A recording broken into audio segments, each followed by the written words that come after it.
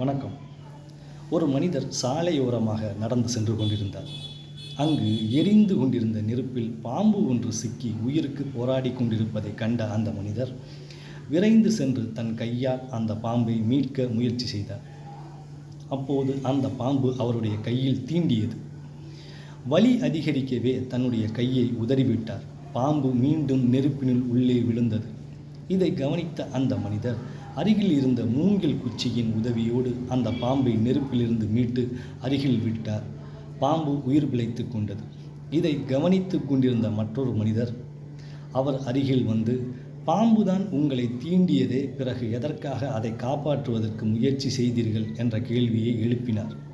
அதற்கு அந்த மனிதர் தந்த விளக்கம்தான் இங்கு கவனிக்கத்தக்கது. பாம்பை நாம் எதற்காக தூக்குகிறோம் என்று அதற்கு தெரியாது. அதனுடைய சுபாவமே தீண்டுவதுதான்.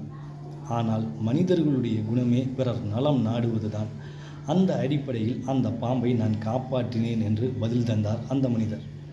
இந்த கதை எதற்காக சொல்லப்பட்டது என்றால், இங்கு தீ என்பது இந்த நாட்டில் இருக்கக்கூடிய பாஜக. ஜாதியால் மதத்தால் இந்த நாட்டை சுடுகாடாக்க முயற்சி செய்து கொண்டிருக்கக்கூடிய இயக்கம்தான் பாஜக. அந்த சதி வலையை அறியாமல் ஆதரிக்கக்கூடிய மனிதர்கள்தான் அந்த நெருப்பில் சிக்கியிருந்த பாம்பு பாஜகவுடைய தொண்டர்கள்.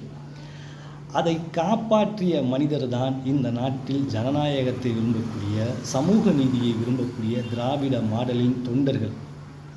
பாஜகவுடைய ஆதரவாளர்களை பாதுகாக்க வேண்டிய கடமை இந்த நாட்டில் இருக்கக்கூடிய ஜனநாயக சக்திகளுக்கு உண்டு.